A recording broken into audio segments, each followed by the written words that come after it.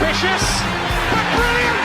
The sweetest feeling for Rotherham United! What's got around the back? And Richie Wood has done it again!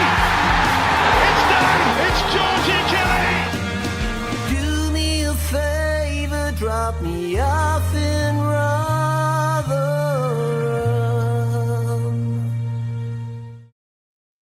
Hello, everybody. Welcome back to New York Talk. This is the Rotherham United podcast. Thank you all for being with us on Thursday, as it's time to look ahead for a trip back to New York Stadium. And Leyton Orient are coming to town, and it should be a good one, I think. But we'll talk about it next. I will also talk about the FA Cup draw, which happened just a few days ago, which was terrible. And we'll talk about whatever we can find. Rotherham United related. First of all, Danny, how are you doing, mate? I'm doing good. I'm doing very good. I mean, talking about the FA Cup draw, I think we can talk about how many people actually watched us live react to a cup draw that people couldn't see. What did we peak at? About 1,300?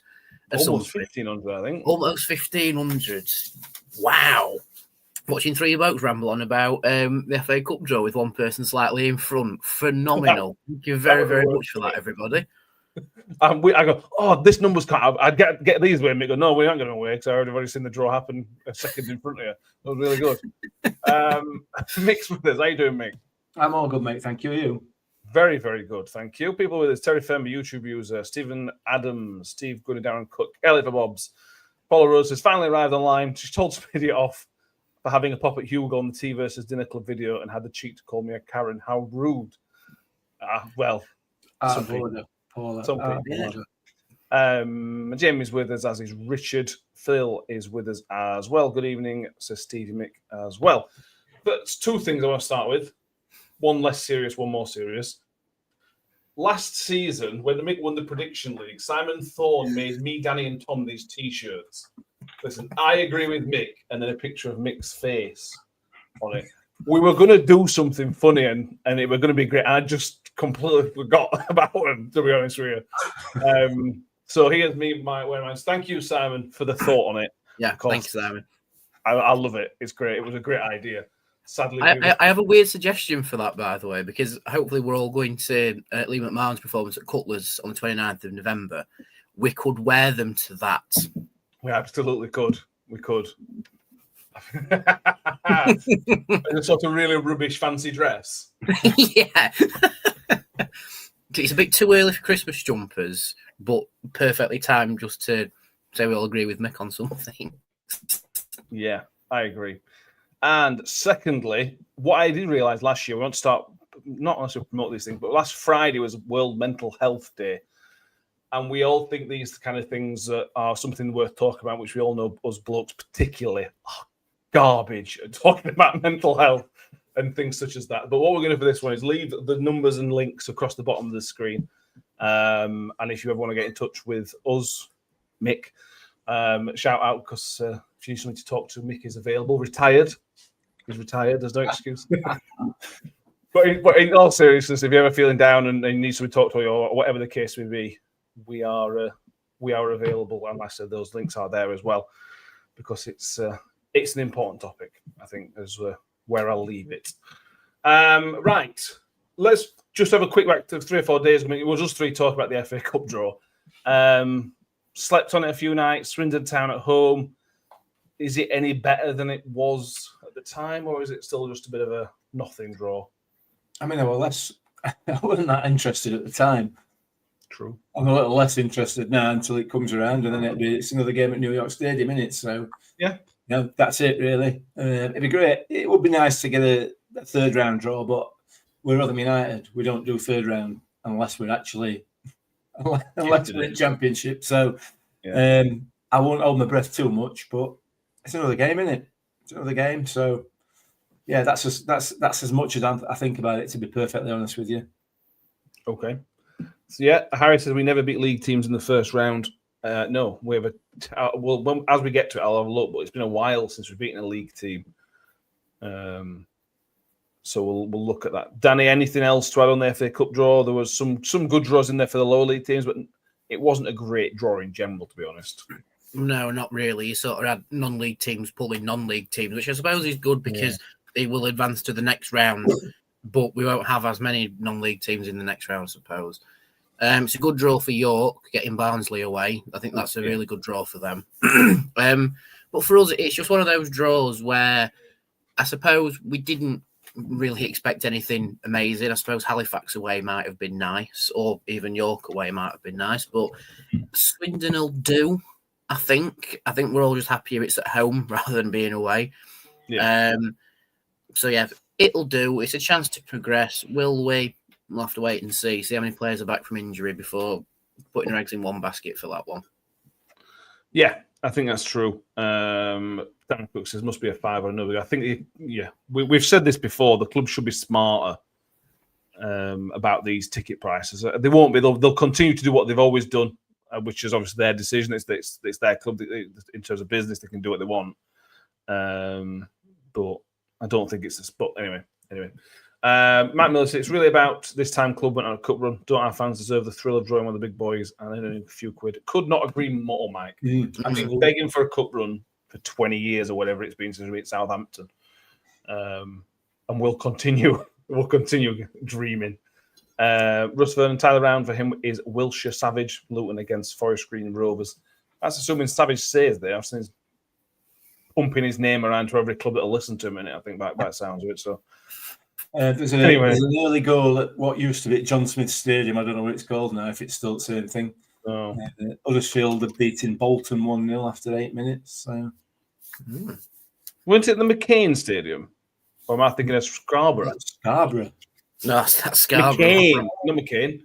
McAlpine. McAlpine might be that and all then. The John Smith McAlpine Stadium. Oof. It's called the Acu Stadium. Oh, sorry, the John Smith McAlpine Acu Stadium. Disgusting names. Right, let's talk about Rotherham United because we're almost 10 minutes in and we've barely mentioned the club at the minute, to be honest with you. Let's go through some injury news. Let's go through the negatives first. Sean says, who plays again for the quickest? Eti out for 3 months. Okay, Oda, who's close, but again, not close. Let's start with Eti, Mick. We knew it was a bad injury. And if I'm honest, this is better than I thought it was going to be, bearing in mind. When I'm just talking about it, I'm thinking this is a cruciate ligament. We'll never see him again. 3 months is bad. 2 or 3 months is really bad. But at least he's going to get some minutes in this season. Again, hopefully for us and all. I've seen it's Christmas. That's all I've seen. I've not seen what the extent of the injury is. But look, the way he's been with us at the moment, he's played a couple of good games and then he's been out injured for the rest. So if he doesn't come back, I don't think I'll be massively disappointed because I think the issue is he's likely to get injured again and again and again, isn't he? He's not. I've no basis for that other than what we've seen in the last 3 months. So it's hardly a decent sample size, isn't it, in terms of time and everything else? But we need somebody who's going to be a little bit less injury prone and a little bit more reliable. But we're going to have to wait till January anyway, aren't we? So we are stuck for the time being. It's disappointing. It's disappointing for him, and it's disappointing for the club. But ultimately, he's not our player, is he? He's a Cardiff player. So we've got to be pragmatic about this, haven't we? And just say, right, he's gone. Yeah. He's gone. He may or may not come back in January, and we've got to move on. Disappointing though. Yeah, absolutely. Harry says, I don't know what's more annoying, the fact that the club has more injuries, or that 50% of the players call it dinner. That is disappointing. Of course, it's obviously tea, and that's the only valid. But the thing is, a lot of them are Southerners, aren't they? Yeah, they are. So and being married to a Southerner, I've got to be careful what I say. But she calls it tea now. Because she's been educated properly since she got up here. But I'm not going to argue. I'm not going to be upset about it, are we? Absolutely. Fair enough. If there's out for Rotherham plans to moan about, we will. Thank you. Very good. Just be educated, that's all. Educated. Phil says, do we have to pay players' wages when they're out for a considerable length of time? I assume players have some sort of insurance. But at the same time, I don't know. Maybe if we ever get to speak to Matt, I'm sure again that might be something we can maybe ask. So obviously he'll know a bit more detail about that. But again, he might be a bit coy to talk about those kind of things. Maybe, I don't know. But Danny, this makes the Sam Nombe return even more vital because again, if Nombe gets injured again, even if he does get injured again, you're stuck with a really, really young kid and Jordan Hugill, who's not as mobile as he once used to be. It's a really tough balancing act because we are going to start playing more Saturday Tuesdays between now and January when we can reinforce. He's got to be really careful with all three strikers because Sheriff said there's injury problems. Yeah, definitely. I mean, don't know why we have some pops at Jordan Hugill because he's never been injured for us somehow. He must go home and just sit in a really hot bath. Touch wood. Touch wood. But no, the Nombe return is almost like perfectly timed with Etete going injured. And Etete could be out injured until the transfer window reopens anyway. But again, if we talk to Matt Amshaw between now and then, we could ask we won't give us an answer like, but we could ask if there's some sort of return thing where he's only played, 9 games for us? No, surely. No, it's less than that, surely. Well, I know that he played a couple and was injured, and then the games on his return have been conditioning games, and now he's out injured again with someone else. It's a quad tear, I think it is. So, yes, it is a bad muscular injury because the muscle will have to heal and then get reconditioned and all sorts. So it's one of those where you look at Tete and just go, it might be just cut your losses and send him back to Cardiff and then hopefully bring in a reinforcement, or we'll be left with Hugill, Sheriff, Nombe, and then maybe McGuckin after his youth loan somewhere as a bit of a final backup option. He's just not had a good loan. That's all it is with Tete. It's just not a good loan, and we are very, very lucky that Nombe has just come back, so he can actually cover the spot that Tete's now been dropped from. So we're very, very lucky with that. Hopefully that's not the last bit of luck we have this year as well. No, he's played 9 games, but that equates to 341 minutes, which is obviously not full 90 minutes. I don't think he's played a full 90 for us. But we'll see. We'll see what happens with the Tete. You know, it may well be like you mentioned. It may well go back in January. If we've got a clause, it may well be that we're stuck with him. Is the wrong word when he's fit. He's definitely a useful player. But we'll kind of cross that bridge. As a fan, you kind of have to put out his mind for a little bit now, don't we? I hope he's doing well and everything and everything else we mentioned, but we have to move on, sadly. It's a shame he's always injured because I think he's got something which is perfect for us, but we won't ever see it. Yeah, I completely agree. He looks such a useful player. Not brilliant, but useful. But yeah. But on the positive side news, the flip side is the other side of that, Mick, is that Nombe is fit. Nombe is back and available. He played 20 minutes last week. He had a full week training back. You've got to assume Sam Nombe is fit and available to start. And that's a huge... But we saw in 20 minutes the problems he caused Northampton's defence. And we'll come on to Leyton Orient, but he's going to cause Leyton Orient problems defence. He's such a useful player, and I expect him to make a massive impact on Saturday. Oh, he will. He will. He always does, doesn't he? And we became, because he was with us and fit for a long time, you kind of became accustomed to what he did, and therefore didn't see it quite so much. The impact he had when he came back on Saturday was no more out of the ordinary to the way he usually plays. It wasn't unusual, it wasn't exceptional, if you like, for him. That's how he plays, and he offers us something completely different and something that we hadn't had, obviously, since he's been out, and that nobody else has been able to bring for us. So it's a different dimension in attack, which is always a benefit in it. So it's really good news that he's back. Whether he's going to be fit enough to play a full 90 is another matter. You would hope, like you said, having had a week's, he's obviously been training up to last weekend, got 20 minutes in under his belt, and then a full week's training. So hopefully he will be fit enough to start on Saturday. And if he is, I think we'll be a different team. It's a shame that Lenny and Martha probably won't start, because I think Martha would certainly help him out as well, and benefit him being there. So it's starting to look a little bit better. And Nombe being back is a big part of that, I think. Attacking wise, anyway.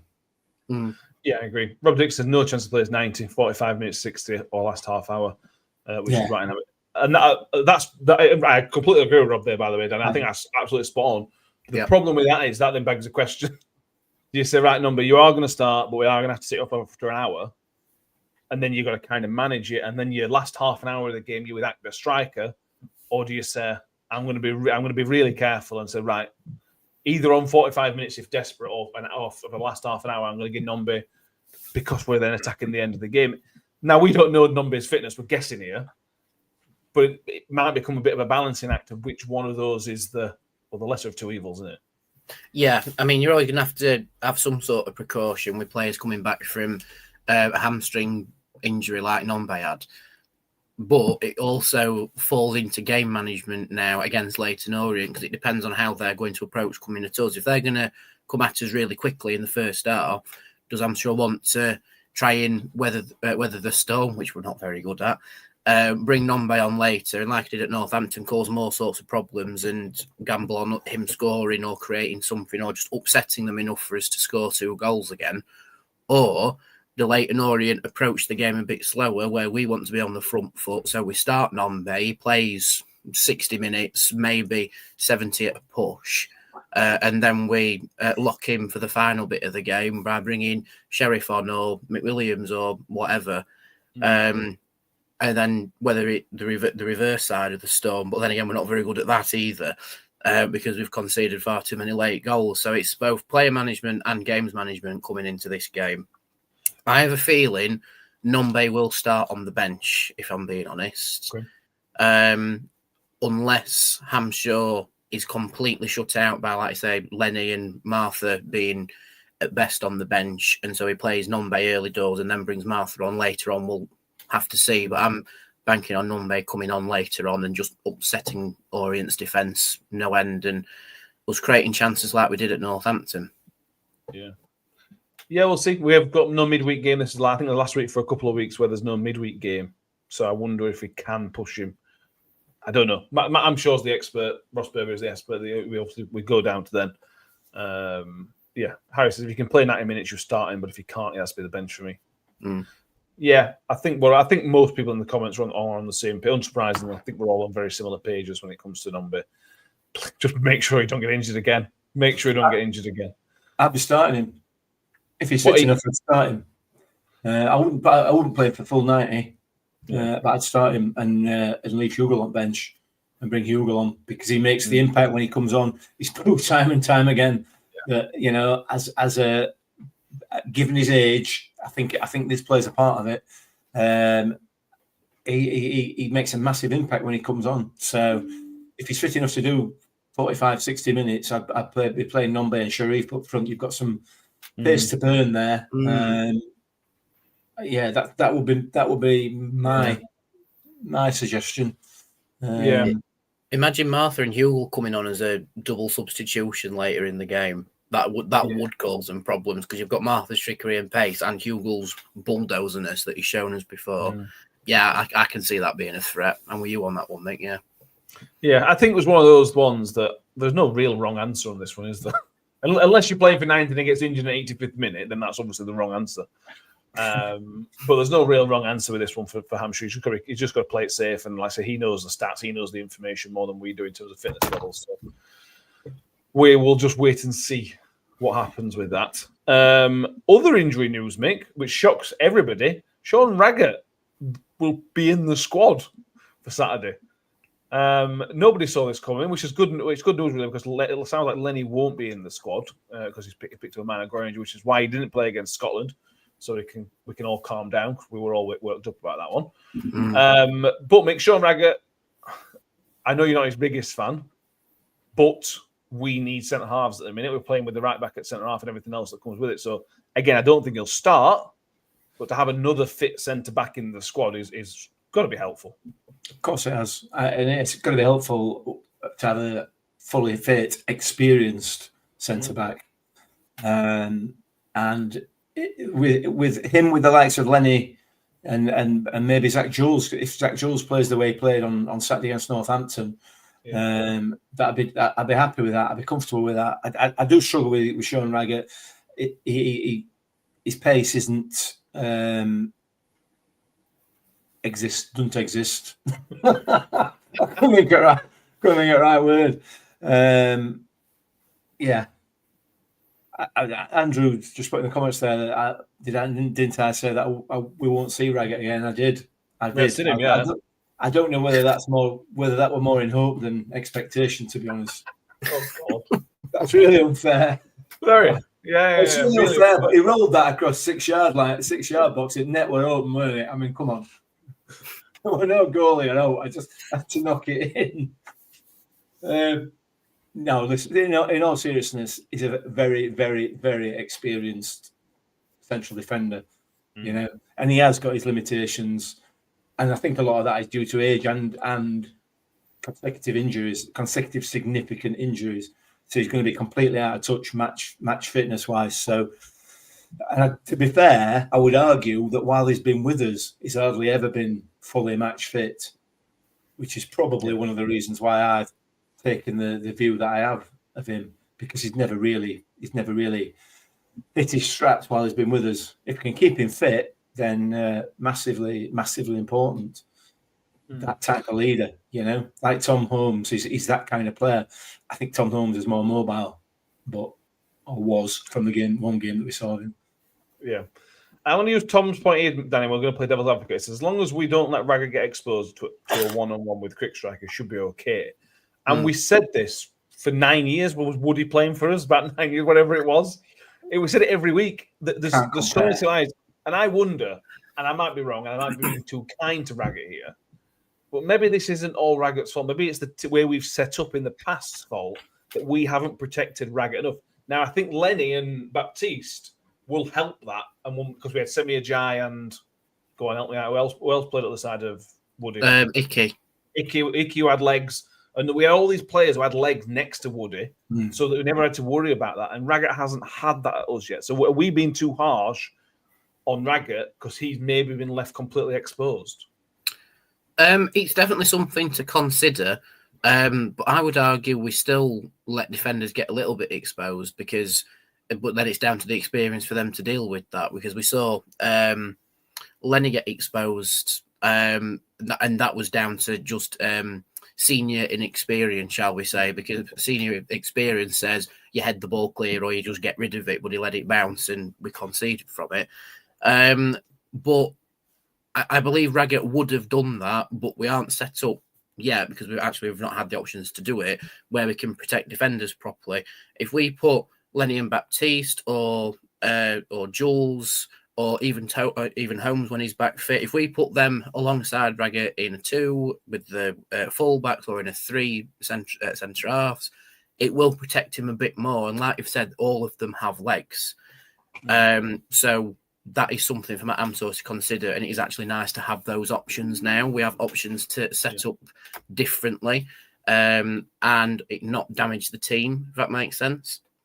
But I don't think we'll see Raggett against Leyton Orient unless there's some sort of disaster in the back line, because he's back ahead of time, which is great because it shows even how old Raggett is. 32?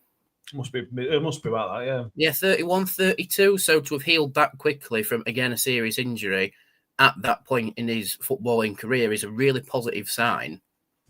But at the same time, again, it goes to player management. You have to manage him properly. Don't bring him back too soon, or else he will get injured again. And we might see him again, Mick, but we won't see him for very long if that's the case. So I don't think he's going to start. I'll be very surprised if we do see him in the game. But someone with that amount of senior authority as well is always good to have in the matchday team. I think we'll see Rafferty, Jules, and Baptiste in the back 3. If I'm being honest, I don't think we'll see Raggett.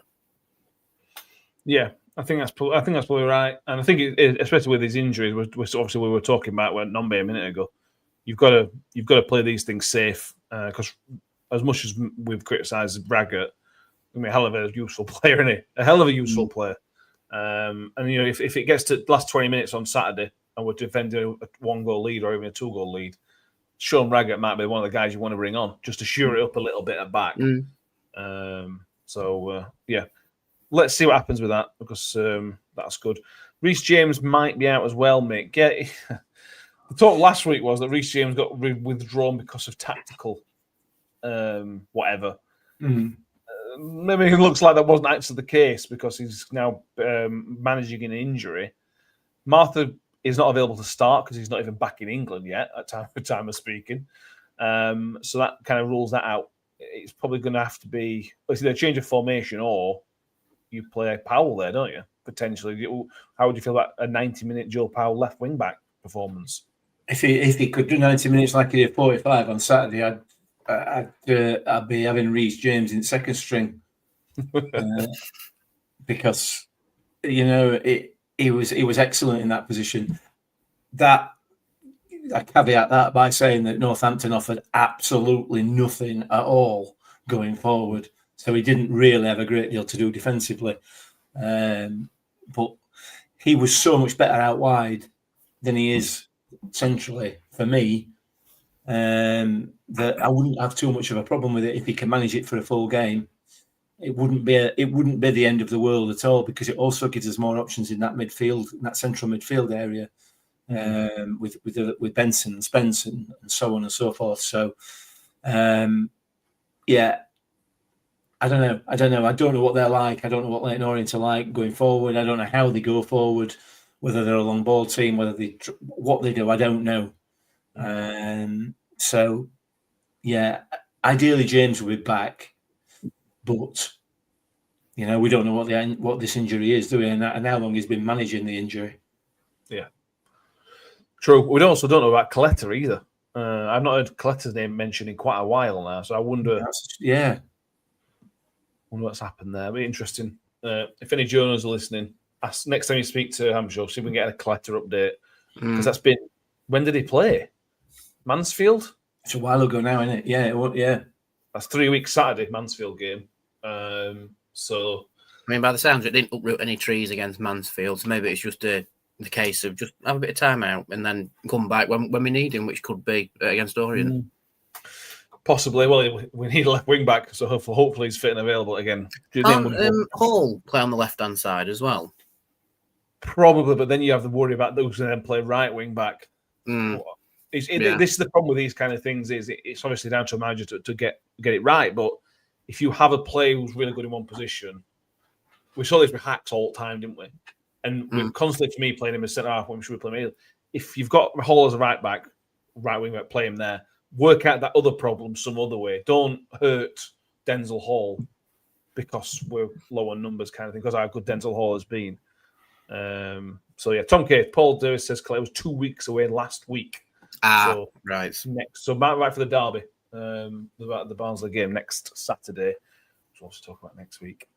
So we'll see on that. We'll see what happens. Martha's not available, as I mentioned, not in the country yet. Lenny probably not available. So the two international players that he didn't have last week are probably still not available again, which is what it is.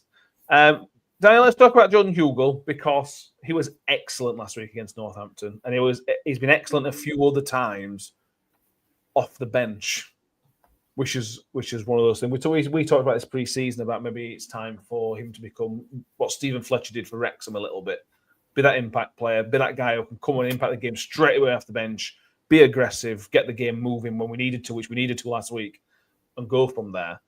How tempted with that? Because I don't think he's got 90 minutes in him, which is a problem. But then that fits into the late sub, the super sub. As the case. I think that's his role. I really, really think that's his role going forward for 45 minutes, half an hour, just impact the game. Yeah, no, I think if we can keep Sheriff and non-Bayfix, we haven't got any other strikers outside of that if you include Hugill in it. If we can keep Sheriff and non-Bay starting fit, which they might be for Saturday, then I would say, Hugill to the bench because then he can either support Sheriff being the classical centre forward, but an impact centre forward where he's fresh, he's strong, and can cause them all sorts of problems. Or you can rotate him out with Sheriff if he's been bullied for the entire game. Then you can swap in the more senior figure who will know how to respond to that in a more efficient way. we'll say, because I know we're supported by the pace that we've got coming out of midfield and with Nombe as well until we decide to swap him out at some point. So, yeah, I agree. I think Hugo's going to be suiting that super sub role really, really well because he absolutely murdered Northampton's back line. It's a shame he didn't add a goal to it because that would have bumped his rating up massively.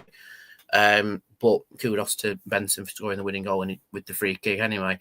But no, I'd like to see Hugo as a super sub sort of thing. Like say Stephen Fletcher at Wrexham, the guy that is in your team as the senior figure who is arguably still perfectly capable of doing something great, just not over 90 minutes. If he comes in for the last, half an hour, 20-ish minutes or so, he'll be a real handful because he's fresh, he's strong, and he knows what he's doing. He's clever as well. Yeah, really, exactly. He can be really, really clever. Exactly. He's very intelligent on how he manages a team's back line, which is great at the end of the game where you're all starting to get a bit tired anyway. Yeah. So I'm happy for Hugo to be a super sub. I think it suits him more at this point, being one of the big earners, but he's that for a reason, you know. Yeah, Tom Case Hugo looks like he's enjoying his football again, which is showing in recent performances. Have you seen how happy Hugo looks whenever like Rafferty or Sheriff scores? By the way, he's absolutely all really is over. Obvious. Yeah, he absolutely is.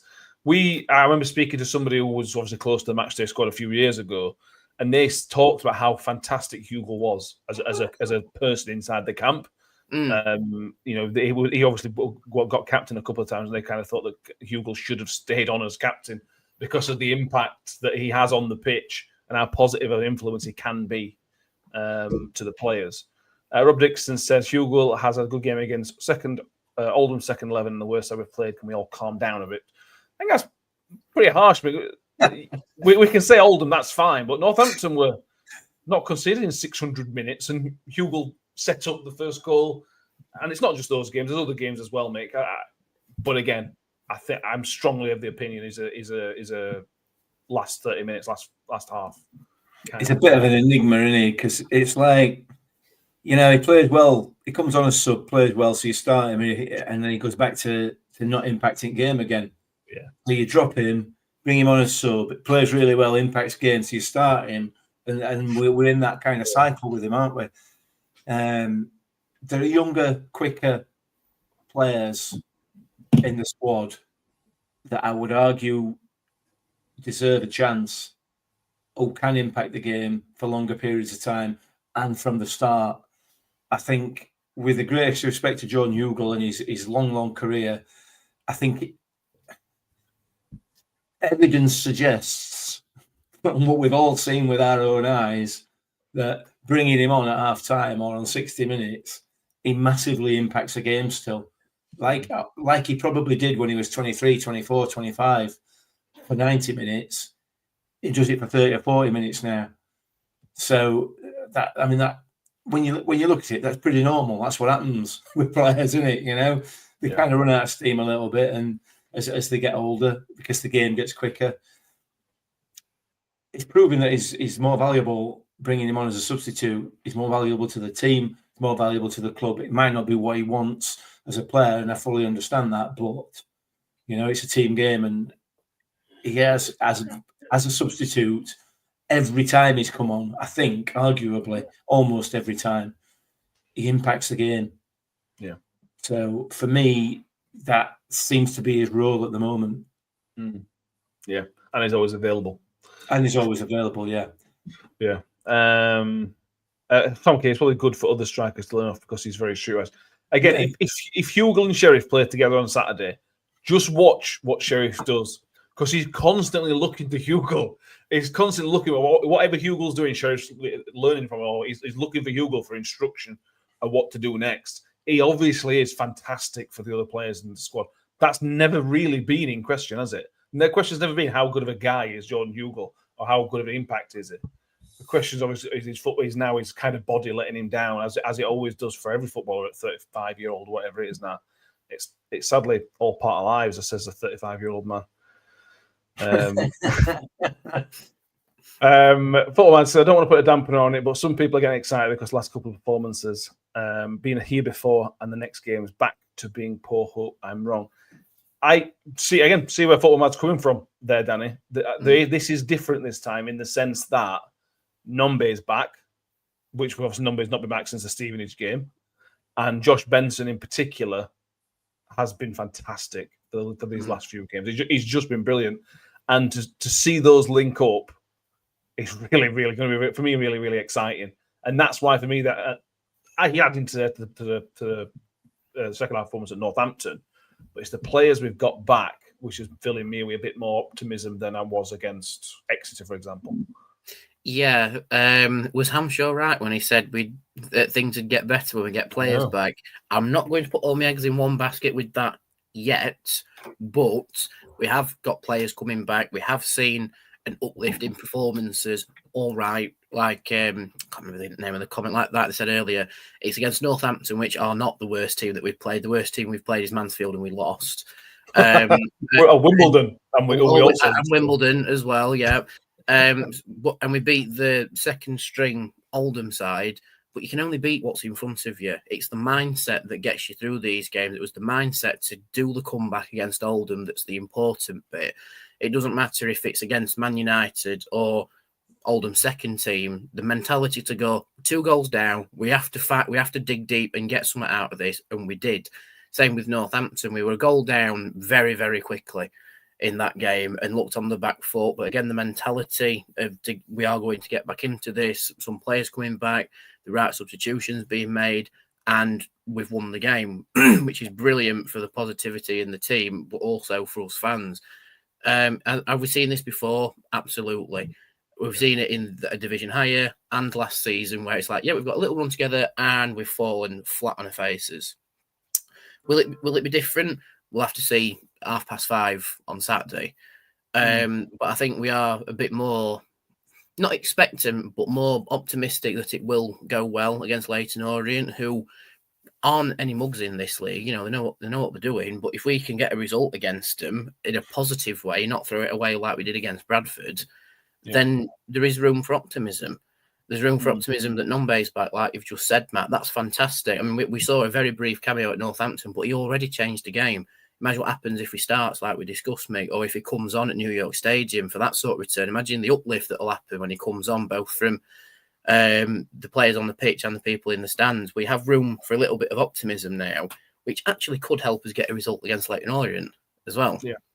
We have reason to be optimistic. Will the balloon pop against Leyton Orient? Maybe, but crystal ball's not working, so I can't tell you what the result's going to be. We'll have to just wait and see and ride the coaster with it. That's football. That's why we love it. We don't know. We don't know what's going to happen on Saturday, and that's brilliant. We can find a reason to be positive right now after a very, very bad run of results. Let's be real about that. It was a shocking run of results. But since then, we went 2-0 up against top of the league. All right, we threw it away, but we'll work on that. We beat Oldham and from behind. We beat Northampton from behind, which it felt like we'd not done in donkey's years because it was like our kryptonite going behind first. We've done it twice in the space of a week. Let's be positive. Yes. We are going to beat Leyton Orient, and at the least, let's try and get a draw out of it. There you go. Yeah. Just on this topic, Leyton Orient, I spoke to Steve from the Orient Outlook. That is out tomorrow. Steve's one of the good guys, to give that a listen. We were not happened to Leyton Orient last season, but we played them very similar time, lost 1-0 down at Brisbane Road. It was terrible. They then went and beat Oldham with a last-minute goal to go through in the FA Cup and went on to go in the playoffs. Now, I'm not saying we're going to get in the playoffs, but if we do, that's a hell of a bit of football in symmetry that we can kind of cling on to. So that's one to watch in terms of that. On Leyton Orient, Mick, they are a weird team this year. They got battered at Huddersfield. They got battered 4-1 by Mansfield. We played Mansfield. Their last 3 league games have been a 3-2 defeat at home to Stevenage, a 4-3 defeat away at Leyton Orient, away at Cardiff, sorry, and then a 4-0 victory at home to Doncaster. There are goals. There's goals in there.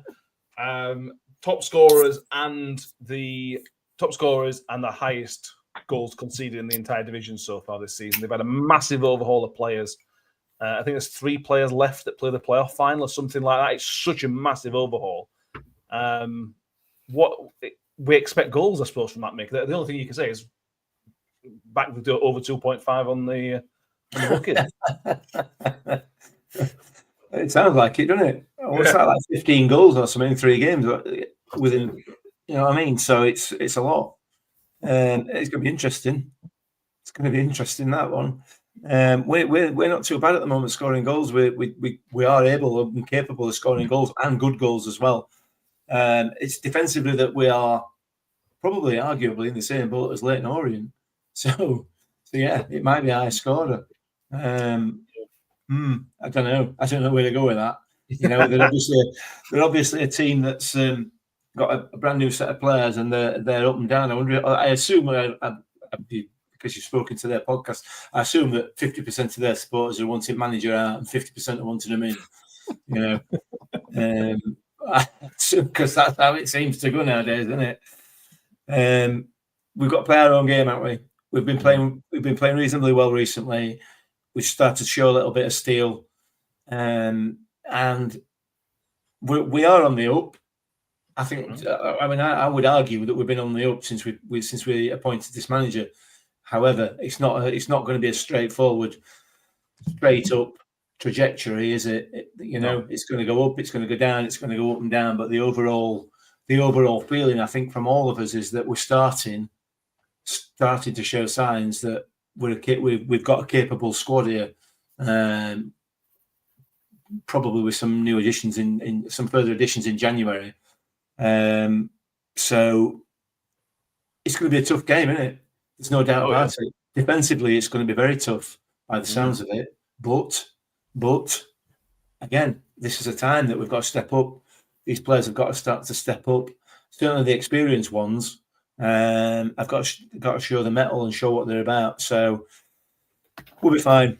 We'll be fine. It may be a high scoring game, but I think we'll be all right. Particularly if they're poor defensively and we've got Nombe back. Bring in Baptiste, whose goals per minute is not Baptiste. Sorry, Sharif, whose goals per minute is ridiculous. You know, a couple of 3 from them in first half. Get Jordan Hugo on score sheet in second half. Jobs are good, isn't it? Easy peasy. Not a problem. Yeah. Don't mind how we concede then, as long as it's not 6. Yeah. Tom K says they scored 20, conceded 22. They sit 13th, which is probably lower than they expect, but with a turnover of players and everything else, that's what you expect. Mountain Miller says it's going to be a 0-0 Saturday then. Yeah. 0-0, yeah. Jimmy Wilkes says we will be out of the bottom 3 on Saturday by tea time. Thank you. Paula Rhodes says she's still traumatised by last year's trip to Orient. It has to be better than that. That was a bad evening. That was the Evans... that one where he said that Humphreys was defending like an 8-year-old, or was that Crawley? It was. Oh no, Leyton Orient was when he had a pop at Giddins. Was it Giddins or Adam Oxley? Adam Oxley, weren't it? That's yes, I remember it now. Yeah. Not Steve Evans' finest moment. I'm sure he'll admit him that himself, to be honest. Yeah, Phil says they're a quarter of a season, so we must start stringing some wins together. Calippo says you're quiet tonight, Mick. Yeah. Are you still shell-shocked by your T-shirt? Yeah, I can't believe that I've got my own face staring back at me. It's bad enough looking at me. It's bad enough looking at this and watching myself stare back at me, not twice. I've got to live with this. It's upset me. Imagine if Matt had messaged me beforehand and just go, Daddy, put that T-shirt on if you can find it. I could be in the corner rocking, just like, oh, no, there's too many of me. I just found it back at cupboard. One's enough, Danny. One is far too. It one's plenty. Until we're at Cutlers, and then you've always got it on. Yeah. Right, ref watch. Scott Oldham is the referee. He hasn't refed us this season. I thought he had, but he hasn't. He last refereed us the 0-0 draw at Chesterfield in the Virtue Trophy, which we eventually won on penalties. Oh, God, that was a dreadful game. It was a dreadful game, but I seem to remember the linesman being bad. Oh, only because he was stood in front of us, and you recognise when you sat that close to the line, you recognise how far behind play they are most of the time. So I think that's probably same at Wrexham. We were in a similar sort of position, and you just see how far behind. But yeah, at least you can shout at them. Yeah, you shouldn't shout at them, but you do, and that's how it works. Right, our record against Leyton Orient at home is pretty good. The last time we lost at home, by my reckoning, is 1999, which was the season we got promoted under Ronnie Moore under Division 3, the year after the playoff defeat, which I'm still not over. Other kind of questions in starting line becomes in midfield, Mick. Williams had his probably worst game of the season last week. No, it wasn't. The worst game was against Stockport. But a poor performance by McWilliams as standard. And Kian Spence came on and was fantastic in that last little cameo. That's the big question for me. I think if Reece James fit Powell plays and Dan Gore plays, the question then for me is, does Spence play or McWilliams play? Is there anything else that stands out for you? No, not really. That for me, that's probably the only place in the team that you're looking at, assuming that Reece James is fit. Yeah. You're going to almost arguably go unchanged, but I would have Kian Spence in at the drop of a hat. He looks a really, really capable player, and it looks like he's going to be somebody that's going to cause teams a lot of problems. And he seems to link up very, very well with Benson. Yeah. As did Nombe when he came on. So I would be swapping out McWilliams for Spence personally, and that would be the only change, I think, unless there's an injury to Reece James, in which case there's maybe a bit of a reshuffle have to go off. But yeah, I think I like Ian Spence a lot from what I've seen of him, and obviously we've not seen a great deal of him. But he does seem to link up very, very well in that midfield. And if people are right, they compare. The number of people have compared him to Frex. If that is right, mate, I mean that is high praise indeed. And let's be fair, I'm sure he's worked with Lee Frecklington. He knows what sort of player he is and how good he is. And if he's saying is that good, then let's have him in and let him show it. What would we not give for another Lee Frecklington? Talk about adding pressure on. You know what I mean? I know, but yeah, he don't know who Lee Frecklington is, does he? He doesn't know the impact or what he means to this football club. So they don't put the pressure on him. But if we could find another player of that ilk, I don't think you're going to find him that good. Well, clearly you are, because he didn't play in Premier League, did he? But you know what I mean. At our level, then they're worth the weight in absolute gold. Yeah, no, they absolutely are. Then another question sort of comes from midfield, Danny. That last week we played one striker with kind of 2 10s, which is a modern thing. He played Benson and McWilliams behind them. It worked better in the second half, but when Hugo was up there, obviously Nombe came on. It changed a little bit, but it worked good with Hugo up top on his own for that little bit, and it worked really good against Bradford with your 2 10s in Martha and Benson. But we're at home. We might want to be attacking. We might want to be aggressive. Might want to go Nombe and Sheriff. But then there's that upset the rhythm that the team are in. But then again, there is no Martha to play as that second 10. Where do you kind of sit on a 2-striker / 2 10s to kind of help? Because Benson plus, it's Benson Nombe plus one other. And who's that other? Is it Spence? Is it Hugo? Who's that other one?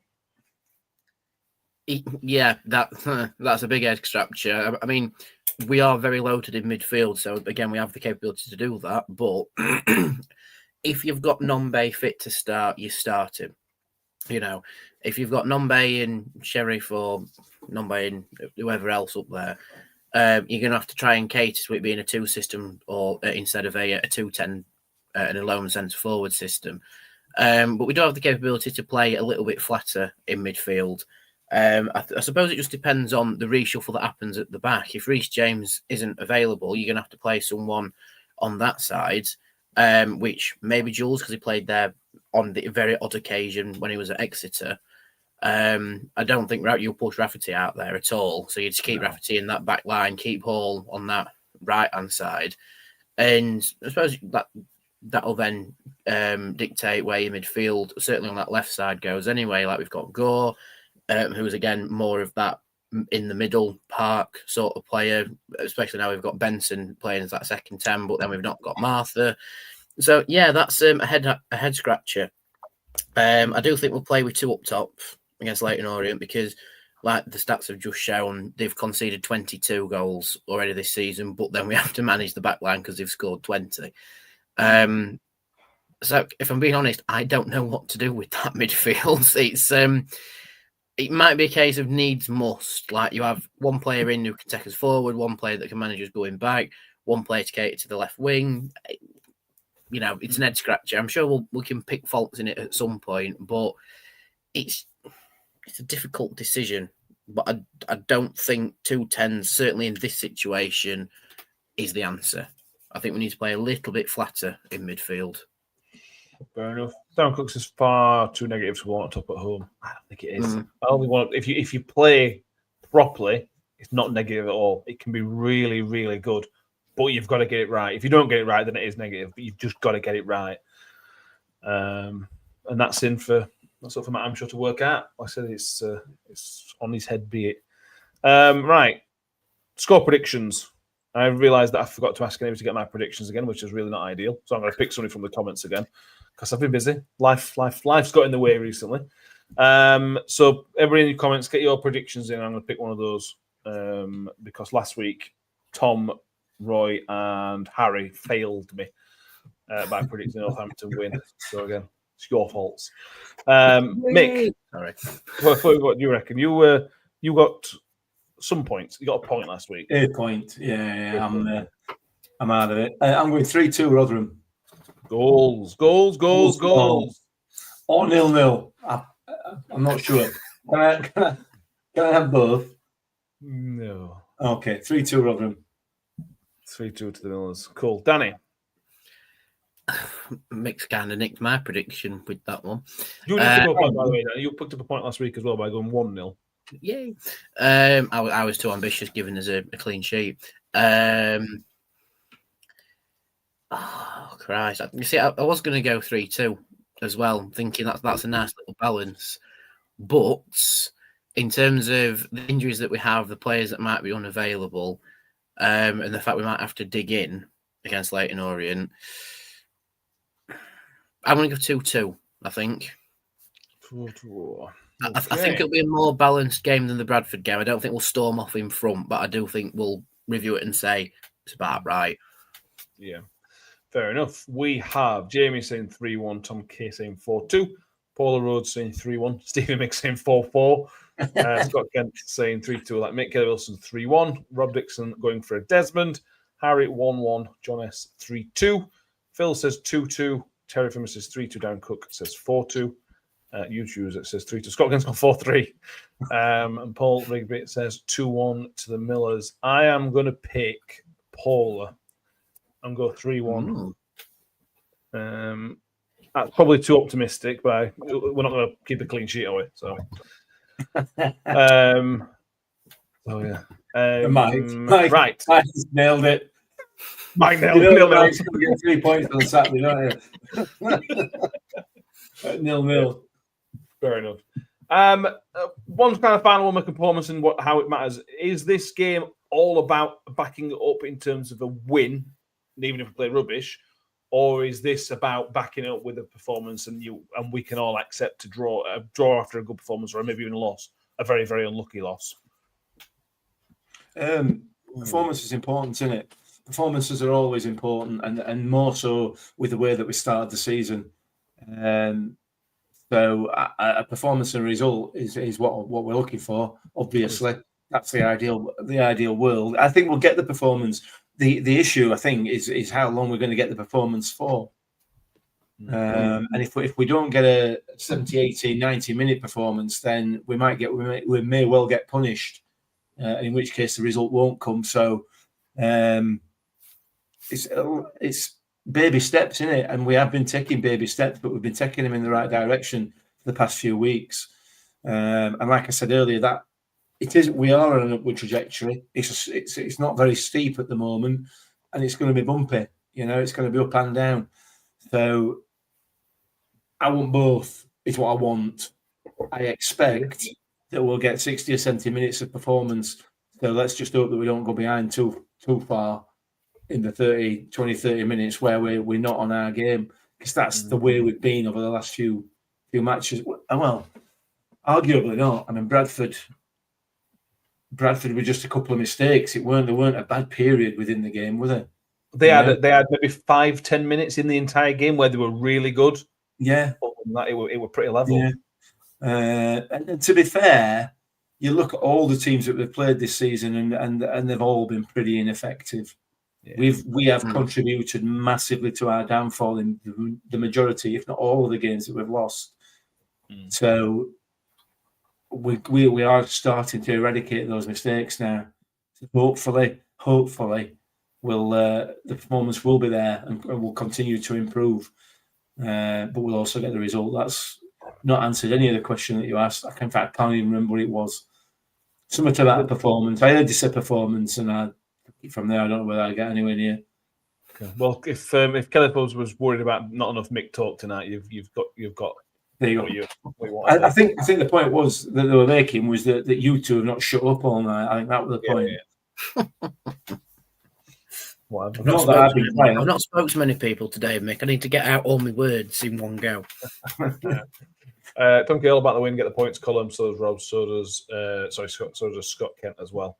Jimmy Hill says need a crowd performance. So yeah, get behind the Millers on Saturday. Yeah, check out the scan report that's out tomorrow. I was going to make it. Yeah. So what he said in terms of Leyton, what they've done the last few weeks is they've got themselves ahead, and then maybe complacency set in, and they've kind of lost leads rather than the other way around, kind of thing, which has obviously been the case where it was in the past we've got a goal and kind of failed. Then they do opposite round. So maybe bear in mind our recent form and their recent form. They beat Donny last week, and Donny were in a horrible bit of run, so that's maybe not the best. No, they didn't beat Donny. They absolutely battered Donny. Yeah, it's not really a surprise, is it? I know that they beat us 1-0, but they were poor. They were poor. You know, I'd say the only good team we've lost to this year is probably Cardiff. Maybe Stevenage as well. Stevenage is not a good side. Don't give me that. I know where they are in the league, and I understand that they're winning games, but don't tell me that is good, because that is not. It depends what you measure it by. It's what you measure it by. Well, by whether you want to watch them or not would be my first part, and I do want to watch it. I would no interest in watching it. Of course you would. If you're second in the league, you watch it every week. Yeah. Oh, come on. You're not telling me. Please don't tell me that they're a good side. They might be doing well at the moment, but they are not a good side in any way, shape, or form. Come on. Give me a break, man. Well, they're not, are they? They're not. There's a few of them try and play a bit of pretty football, but none of them are any good. It's not about pretty football, though, is it? No, it's not. No, it's not about. That's not what it's about. Sour grapes. Thank you very much, Phil. Sour grapes. Well, all right. if you want, I'm just saying. I don't think they're a good side, and I stand by that. You know, and it's arguable that a couple of sides that are not any good will get promoted this season. That's not an indication as to whether they're any good or not. It's just an indication as to how crap the league is. So I agree with that. You know, but personally, I don't think Stevenage are a good side. They're an intelligent side. They know what football to play to get results, and that's where they are. Good for me. They're effective. Yeah, and there's a difference. You know, they do what they need to win, but it ain't good football. It's just managing the game and effective. The season we'll find out. We'll find out at the end of the season. Tom's nailed it. Look, Tom's nailed it. Absolutely nailed it. They're an effective side, not necessarily a good side. We're going down. What does good actually mean? Then is the question. Because good normally means you win in games of football because you're good. I'm not getting involved in that chat. Exactly. Exactly. We've got his word up count now, Matt, haven't we? I'm good at winning games of football. What more do you want? I do not agree with Mick. I do not agree with Mick. Look, don't expect me to explain myself or give reasons for my answer, because I can't do any of that. Fair enough. Should I just call you a name that makes no sense? Would that make you feel better? I don't really know why that'd make it. I don't really know what you're saying, but yeah, if you want. Stop calling you names. If you want, yeah, whatever. I think It's the first time in my life that's happened.